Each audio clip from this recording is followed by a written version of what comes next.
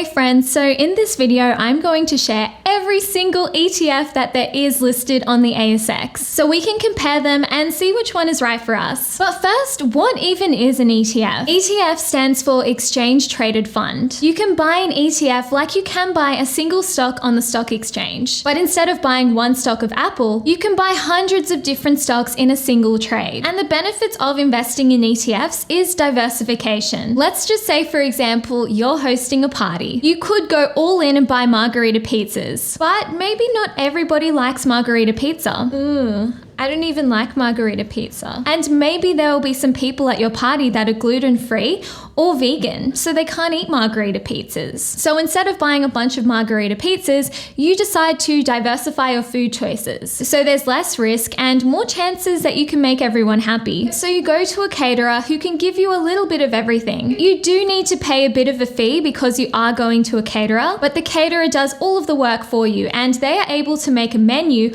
of all of the things that are going to be at your party. So the caterer gets a charcuterie board, a cheese board, roast veggies and meat, sushi, sashimi, hummus, and they make sure you smash the like button on this video. So now you have a bunch of different types of food at your party, so your risk is diversified. So even if one of the dishes is a little bit weird and nobody really likes it, that's okay because you have a bunch of other different types of food that people can eat. And those are the benefits of investing in ETFs. If you go all in on Apple stock, maybe it will be a good decision, but we never really know what will happen in the future. If Apple has a really bad year, this could really hurt your portfolio. And if Apple goes completely bust, that will really affect your portfolio.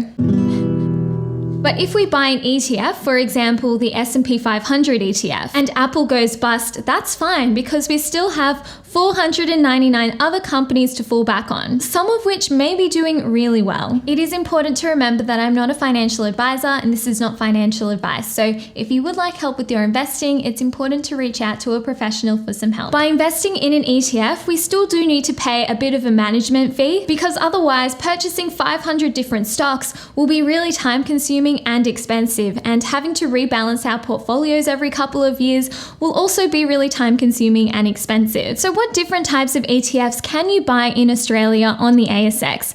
Let's have a look into them. So there is this amazing website called Market Index, and if you just type in Market Index ETFs, it will show you a list of every single ETF that they currently have listed on the ASX, and it even breaks it up into different categories so we can easily compare them. So this is what the Market Index website looks like. As you can see, it's broken down into Australia, global, US, Europe and Asia, and commodities. And these are the different types of ETFs that you can get exposed to. So let's just say, for example, you're interested in an ETF that can give you high dividend yields from Australia. You just need to click on here, Australia Yields. And this is a list of all of the different ETFs that specialize in high dividend Australian companies. They have the fund name, the ticker code, the management fee, and also more information about what this ETF invests in, so you can compare the differences and similarities between these ETFs. If you're looking for just broad exposure to the Australian stock market, you can just click broad exposure, and this will give you a list of all of the different ETFs that have broad exposure to the Australian Stock Exchange. Let's just say, for example, you just want to track the index of the ASX 300 or the ASX 200. You can click on this index tracking, and this will give you a list of all of the ETFs that track an index, for example, the ASX 300 or the ASX 200. And if you want to get really specific and really niche, you can even have a look at property ETFs, and even small cap ETFs, and even different sectors of ETFs. For example, if you would like an ethical ETF or an ETF that only tracks a certain sector of the market, for example, technology stocks. You can also get exposure to cash and bonds using an ETF. So if you just click on cash and bond ETFs in Australia, it will give you a list of all of the cash and bond ETFs. You can have a look at the different global ETFs. So just click on global broad exposure, and this will give you a list of ETFs that invest globally but have really broad exposure. If you're mainly interested in global emerging markets, you can just click on this and it will give you a list of global emerging markets ETFs. And now let's have a look at US, Europe and Asia.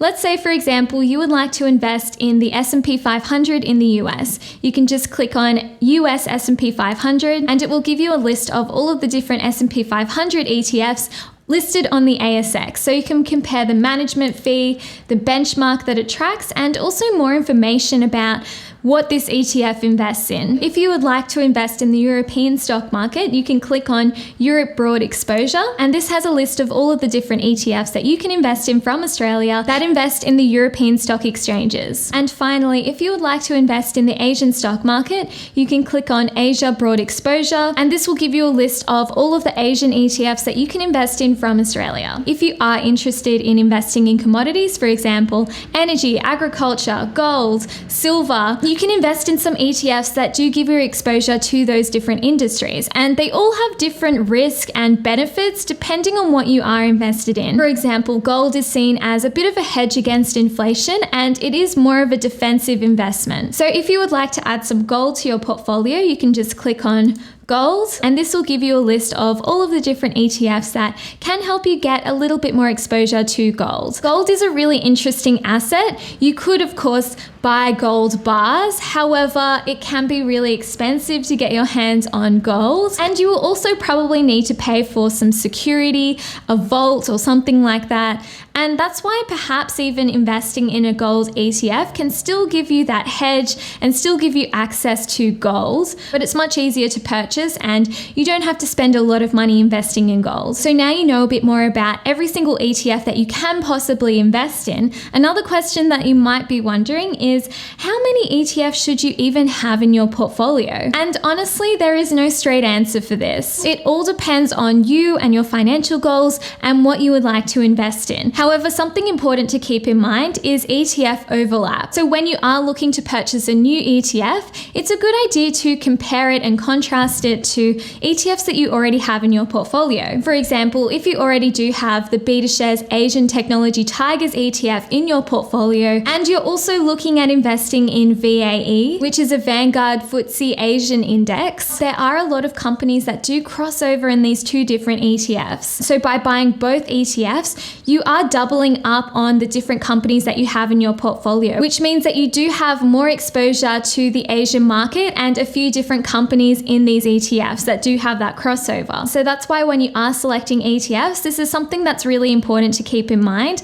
Always have a look at the top companies in this ETF and the different sectors that they do target. So you can still make sure that with every single ETF that you are adding into your portfolio, you are getting something new to your portfolio and you are diversifying your investments. So that is a list of all of the different types of ASX ETFs that you can invest in on the Australian Stock Exchange. I hope you enjoyed this video. Make sure you tap the like button and subscribe to this YouTube channel, and I will see you in the next video. Bye! And thank you so much for watching all the way to the end of the video. I really appreciate you guys. Write me a comment below with the word sushi in it, just so I know who my real MVPs are and so that I can thank you. I'll see you in the next video. Bye! And if you want more content, don't worry, I got you. Here's some more videos that you can watch, so make sure you click the links and click through to another video.